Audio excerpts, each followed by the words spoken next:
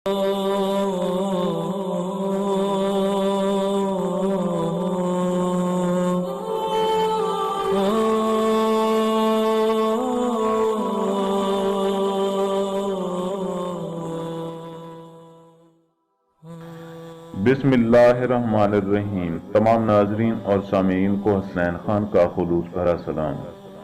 मैं हूं हसनैन खान और आप देख रहे हैं 14 सितारे यूट्यूब चैनल।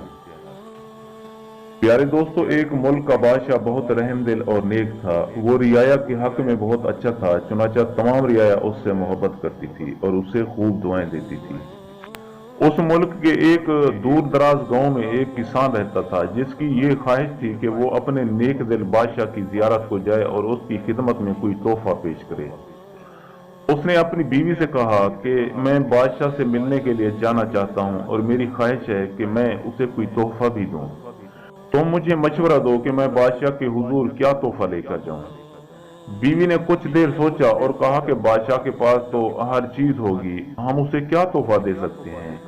हाँ, हमारे घर के पास बहने वाले चश्मे का पानी बहुत मीठा और ठंडा है और मुझे यकीन है कि ऐसा पानी पूरे मुल्क में कहीं भी नहीं होगा, हत्ता कि बादशाह के पास भी नहीं होगा। मेरा मशवरा है कि तुम बादशाह के लिए ये पानी ले जाओ। किसान को ये तजवीज बहुत पसंद आई और उसने अपने चश्मे से पानी के 2 घड़े भरे और अपने गधे पर लाद कर बादशाह से मुलाकात के लिए रवाना हो गया। कई हफ्तों के सफर के बाद किसान बादशाह के महल तक पहुंच गया और उससे मुलाकात की इजाजत चाहिए। इजाजत मिलने पर बादशाह को तोहफा पेश किया और उसे बताया कि मेरे गांव के चश्मे का पानी है और ऐसा मीठा और ठंडा पानी आपको पूरे मुल्क में कहीं भी नहीं मिलेगा।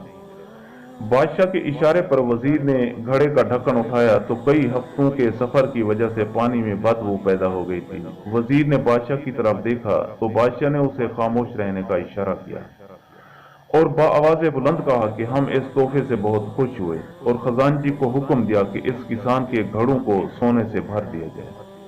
किसान बहुत खुश हुआ। बादशाह ने वजीर को बुलाकर चुपके से कहा कि पानी को गिरा देना और वापसी पर इस किसान को उसी रास्ते से गुजारना जहां हमारे चश्मे हैं, ताकि इसे इल्म हो कि हमारे पास पानी के कितने चश्मे हैं और उनका पानी कितना ठंडा और फरहत बख्श है।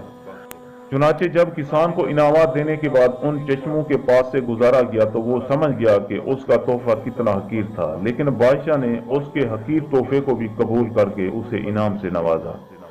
चुनाचे उसके दिल में बादशाह के लिए मोहब्बत और अकीदत और बढ़ गई। हमारी इबादत का भी यही हाल है। हम जो टूटी फूटी इबादत करते हैं तो हम उसे बहुत अच्छी समझते हैं और अपने मालिक के हुजूर पेश करते हैं। इन इबादत की हकीकत मालूम होने के बावजूद वो मालिकुल मुल्क ना सिर्फ हमारी इन इबादत को कबूल करता है बल्कि इनाम के तौर पर बेशबहा नेमतों से भी नवाजता है। हालांकि उसे हमारी इबादतों की जरूरत नहीं है। खालिक कायनात की इबादत के लिए तो उसके लाखों करोड़ों फरिश्ते ही काफी हैं।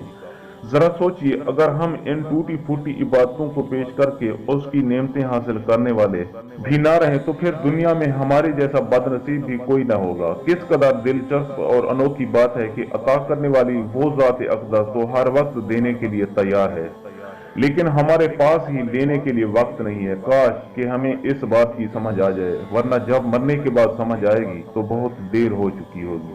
हमें अभी से सोचना होगा। अल्लाह पाक हम सब को 5 वक्त का नमाजी बनाए, नेक हिदायत अता फरमाए। आमीन सुमा आमीन। प्यारे दोस्तों, मैं उम्मीद करता हूँ कि आपको मेरी ये वीडियो अच्छी लगे। अगर आपको मेरी ये वीडियो अच्छी लगे तो प्लीज आप मेरे चैनल को सब्सक्राइब और इस वीडियो को लाइक जरूर कीजिए और इस वीडियो को अपने दोस्तों के साथ भी जरूर शेयर करें। हो सकता है कि इस वाकया से किसी को अच्छा सबक हासिल हो और आपका एक शेयर आपके लिए बायसे सवाब बन जाए। अब हमें अपनी अगली वीडियो तक के लिए इजाजत दें, इस दुआ के साथ कि अल्लाह पाक आपको अपनी हिफ्ज़ व अमान में रखे। अपना बहुत ज्यादा ख्याल रखिएगा। शुक्रिया। खुदा हाफिज।